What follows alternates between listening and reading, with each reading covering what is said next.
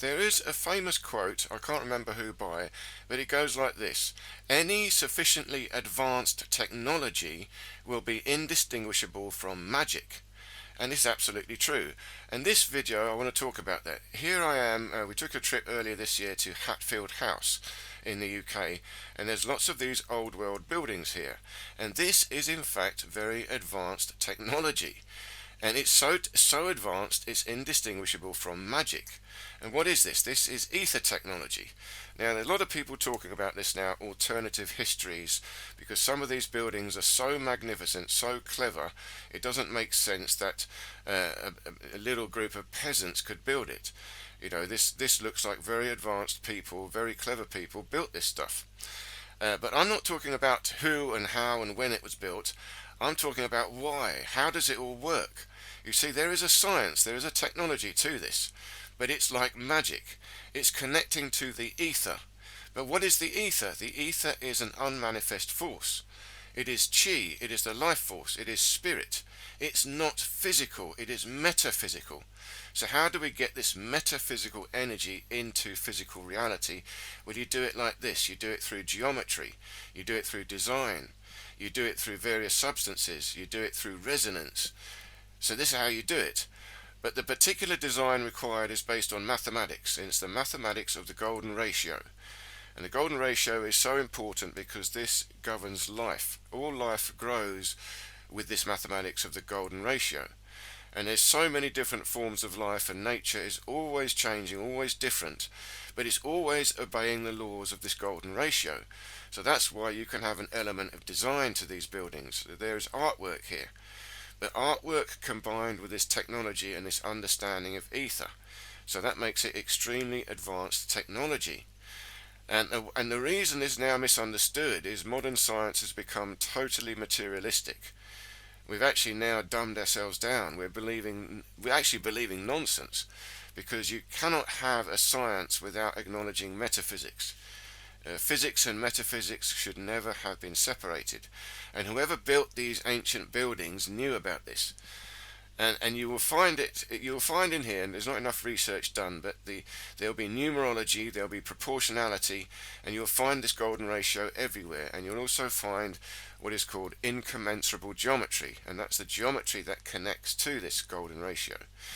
But there's also here, look, physical technology. Right at the top, they always have these aerials, these antennae, something metal pointing up at the top. And this is to connect to the atmospheric voltage, the static fields. So they knew about the electromagnetic force, and they knew about the ether. And these buildings were advanced technology designed to collect both. And they were designed to collect ether and transform it into electromagnetism, useful energy. But don't forget, it's also ether, it's chi. So the energy that these buildings will collect is life force energy. In other words, good for us living beings. These will feed our soul and spirit. They'll build our life force, they will heal us. They collect this life force energy. So it's not just about electromagnetism, it's about our own life force. It's good for us as living beings. And you can see here these urns. Now these again will be built with a certain proportionality of the golden ratio. And it's a proportion of 1 to 1.61 something. It goes on, it's an irrational number. And there's all these spheres. So this is again pure perfect geometry. And the idea of this perfect geometry is to connect to this abstract world, the abstract world of mathematics, of ether, of spirit, and resonate with that abstract world. And that's why you have to have this numerology, this geometry, because that is esoteric. It's not physical. So the science, the technology they were using is esoteric technology. And this here is an antenna, and again you see the sphere, the ball, and it's all metal, it's gold, and inside that ball they would have mercury, because mercury is a very good receiver, radio wave receiver. It's an antenna. But what are they receiving? They're receiving the electrostatic charge, but there's no TV signal, there's no radio signal. They're trying to receive the information coming from the ether. In other words, this building is receiving information. The energy coming into this building is receiving a particular information. So you have designs, and these designs, the symbolism, also creates the message for this information. See, remember, this technology is indistinguishable from magic. But look in the East, in China, you've got feng shui. It's the same thing. It's the way you lay out a building, you align the building, you create proportions to the building to create energy in that, to create a flow of qi. It's the same principle. But this is taking it up to a whole nother level. They're creating qi, and they're also creating electrostatics and magnetism in there, which is good for our body. They're creating harmonics. Again, because you see in these cathedrals, you've got light and you've got sound. They're creating harmonics that are good for this energy. So it's about resonating with the harmonics of this mathematics of the golden ratio and with the harmonics of the human body. So this stuff is high technology. And again, you see the pineapple, that design is based on the golden ratio, and on top of that you see an antenna, the metal spike sticking up. It's to collect energy. So it's the same work I talk about on this channel. I'm using my human body to create alignment and resonance to collect the chi energy. That's why you must correct your body posture. Here, these buildings are using alignment and resonance to collect the same energy. It's the same one. But here now you look at symbolism. So symbolism now is really getting to be like magic, because now symbolism is complex. You've got words, you've got images. Words is language, but language is still just an extension of symbolism. It's an image or a sound that invokes a feeling in a conscious soul. So it's about the meaning or the feeling that it invokes, and it invoke it deep down inside, right in your soul, and that is magic. That's how a magic word has power. It's said with the intention, and it's said with the resonance that happens. And look, some of the symbolism there, this little clock looks very Masonic. So this magic could be light magic, but it could also be dark magic. We don't know exactly what this is. Some of this stuff looks pretty, interesting, and it could be either light or dark magic. It's hard to know what is actually going on here. But I also interpret it as shamanic. You see, it's symbolism, mixture of animals and humans and shapes and patterns. So they will have a certain purpose to this, and we don't know quite what the purpose of this house was. But again, look at the ceilings, how elaborate they are. They're not flat ceilings. These are geometric patterns. They're formed into a shape. They're three-dimensional. That's very difficult to do. And there again, an ether antenna pointing inwards. So the design on the outside connects to the cosmic, the metaphysical geometry, and that is translated down into electrostatics through the aerial. And the same with the fireplaces there.